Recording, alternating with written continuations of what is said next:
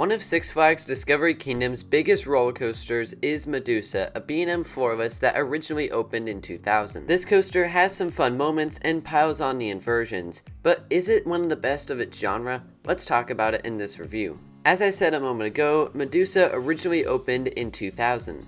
At the time, the park only had two roller coasters outside of Medusa, those being the Vekoma Boomerang, properly named Boomerang, and the Vekoma SLC Con. Nowadays, both of these looping coasters are pretty terrible, but back in 2000, they were probably running better, but nonetheless, Medusa was still easily the best coaster in the park. It had 7 inversions and towered over the front of the park as it still does to this day. This coaster makes quite the impression, and it's one of the first rides you see when you enter Discovery Kingdom. As a whole, this park's skyline is really good, and Medusa is a contributor to that. Seeing the coasters makes you pretty excited for your day, but if you arrive late, you'll see them cycling, which makes you even more excited for your day. On that note, if you're into taking videos and pictures of roller coasters, some of the best views of Medusa's layout are going to be from outside the park. So if you want to get all the shots possible, you may want to arrive just a few minutes late so you can get a shot of these roller coasters. Medusa is located to the right side of the entrance, and to be honest, if this ride wasn't there, I really don't know how much I'd venture over there because it is definitely the best ride in that area. In recent visits, we've headed to the left side of the park first because that's where most of the major coasters are, like Joker, V2 if it's open, Batman, and Superman, and those are some of the busiest rides as well. So I don't know what the morning rush is like at Medusa, but I imagine the line is pretty short right after opening. Part of the reason for this is the capacity. I believe this coaster has 3 trains, but I've only ever seen 2 in use, and to be honest, with the speed of operations, there's no way they could run 3. When you finish a lap on Medusa, you typically sit on the brake run for a few seconds, and I don't really know how that's possible with a ride this long. There really shouldn't be an excuse as to why that train is being dispatched so slow. I know things happen occasionally, and we have witnessed some of those situations on a specific attraction in recent years, but overall, I think the operations on this coaster need to be improved. To finish up the point about capacity, each train holds up to 32 riders, which is a pretty good number. All that to say, when it comes to Medusa's throughput, it's not a problem of the coaster not having very many seats, it's a problem of how fast those trains are being dispatched.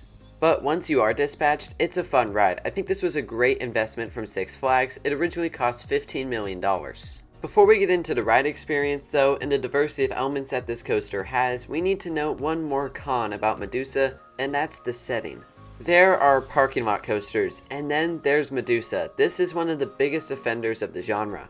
Once you're on it, I don't think it has a huge impact on the ride because the ride elements can stand on their own, but having maybe some tunnels or something during the layout would have definitely helped. That kind of ties into the next item, and that would be the theming or lack thereof. Six Flags Discovery Kingdom is not a strong park in the theming department by any means, but Medusa could have some really cool theming in the queue. It's just pretty bare and minimalistic, and by that I mean almost nothing. This is really a shame because if you put some effort and some money into it, you could have some really cool themed elements to Medusa. But I guess at the end of the day, we are still talking about Six Flags here. Getting into the actual ride layout, it starts with a left-hand turn out of the station before ascending the lift hill. This coaster is 150 feet tall, but in some respects it almost looks taller than that. Maybe it's due to the fact that this lift hill seems to go on forever. When you reach the top, you turn slightly to the right before going down a straight drop at 150 feet down.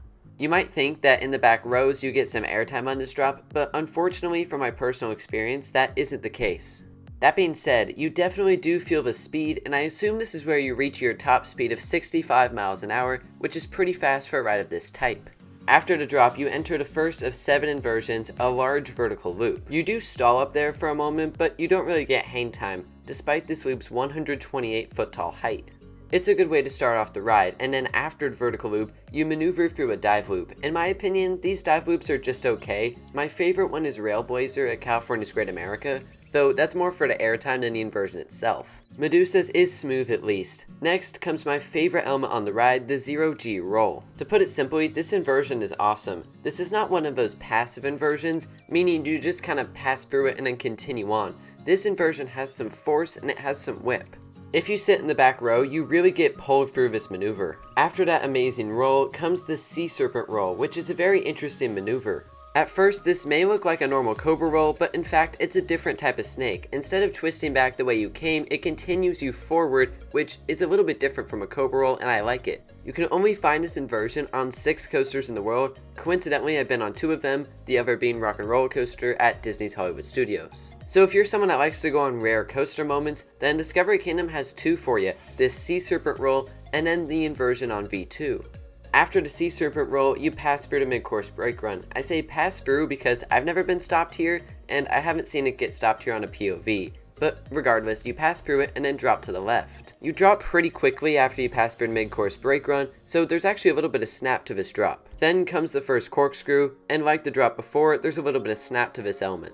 If a coaster is smooth like Medusa is, corkscrews can be pretty fun, otherwise they can cause headbanging. But after the corkscrew you enter your first helix before maneuvering your second corkscrew, which rides similarly to the first, go through one more helix, and then you hit the brakes. This ends a pretty long ride experience, and I feel like a lot of coasters of this type wouldn't have the final corkscrew and final helix, they would end before that. The helix at the end isn't anything to shout out or anything, but it's just nice that this coaster has a good long ride time, because a lot of coasters don't have that.